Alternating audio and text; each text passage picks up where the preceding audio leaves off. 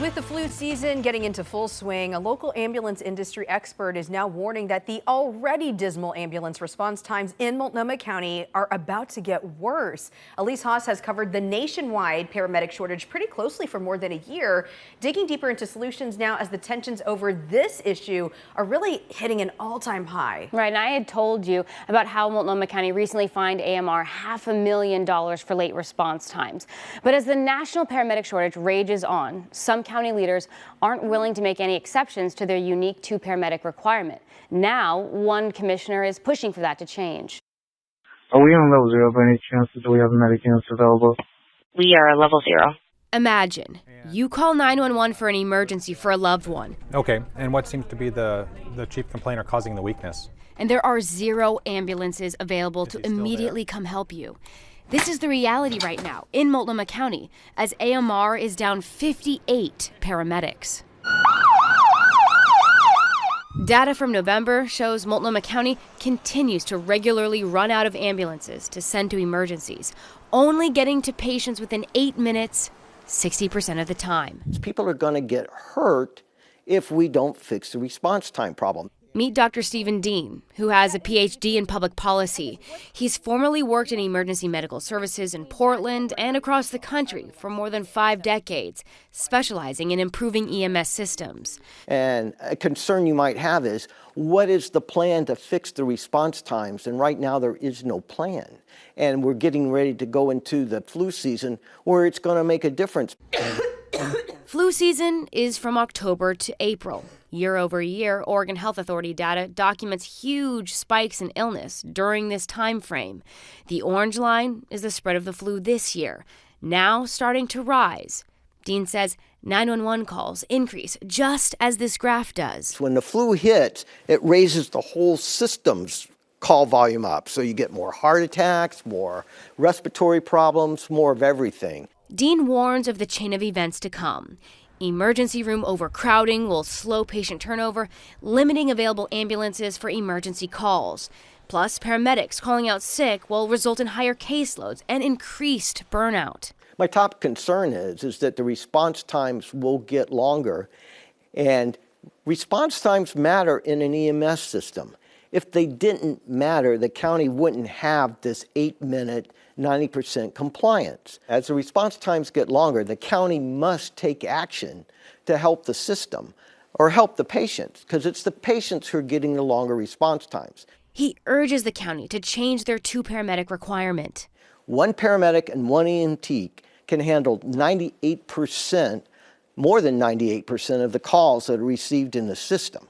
I've repeatedly asked top county health leaders for a year if they'd consider changing Multnomah County's two-paramedic requirement to the national standard of 1 paramedic and 1 EMT, even temporarily. The answer has consistently been no. Change your staffing model, period. But now, one Multnomah County commissioner recently filed a written, formal proposal to change the ambulance staffing model after she says she's made months of verbal requests. I am an avid supporter of the 1 EMT, 1 paramedic staffing model. The evidence points to it. It is safe, it is effective, and it's the right combination of providers to provide the best care in the fastest way possible. Multnomah County Commissioner Dr. Sharon Myron is an emergency physician. In her proposal, she points to extensive research done within the past couple of years that shows the two-paramedic model is an outlier. It can be done in very, very unique circumstances. We don't have any of the circumstances here.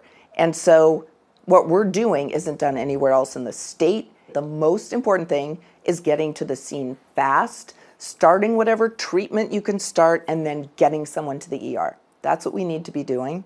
She's pushing for Multnomah County chair and health leaders to reconsider their stance for the sake of patients. But both the EMS medical director and Multnomah County chair have publicly supported keeping 2 paramedics per ambulance, citing some studies from abroad that show better cardiac arrest outcomes.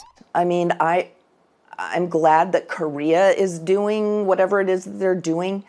They're not applicable. In a press release from last month, the chair and health department director, underscore that the staffing requirement has helped ensure the county system has one of the highest cardiac arrest survival rates in the country.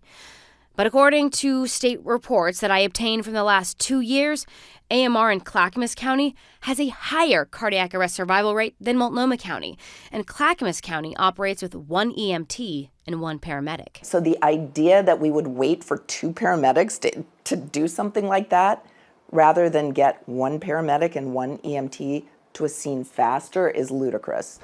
Coin 6 obtained the numbers of cardiac arrest incidents for the last 5 years in Multnomah County. We found that out of 120,000 911 calls a year, around 700 are for cardiac arrest. That means that cardiac arrest cases in Multnomah County accounts for 1% of the patients AMR serves.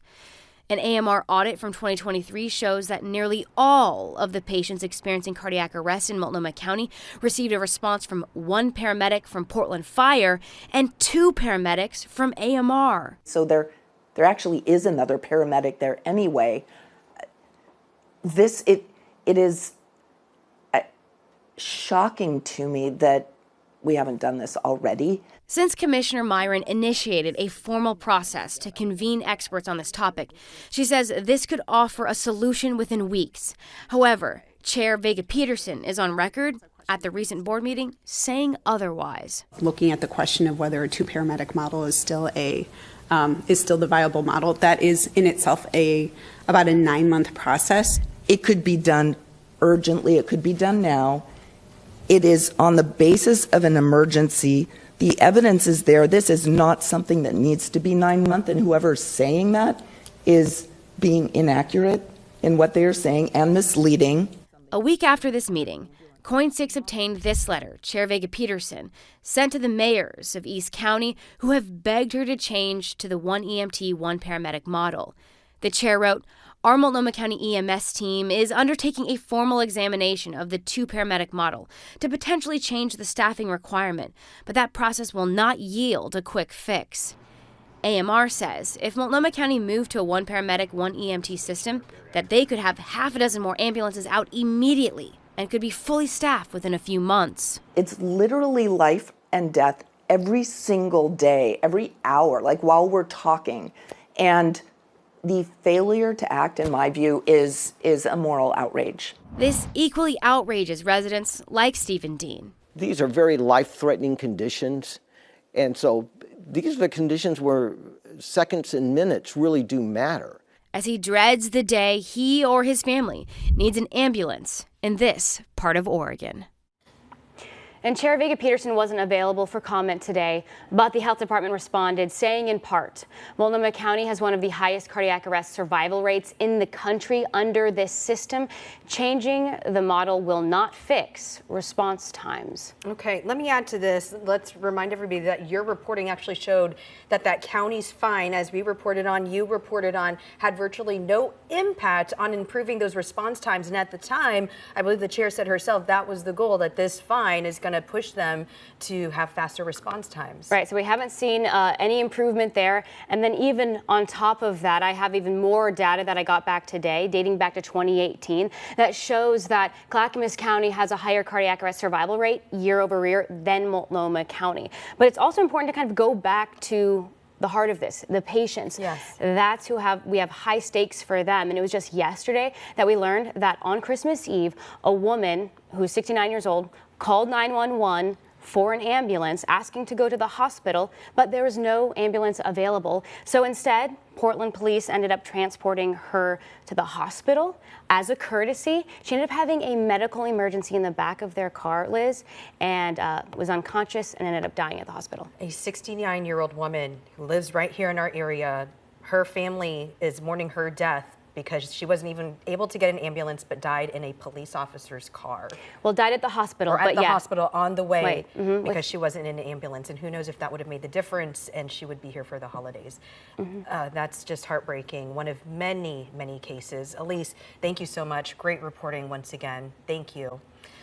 All right,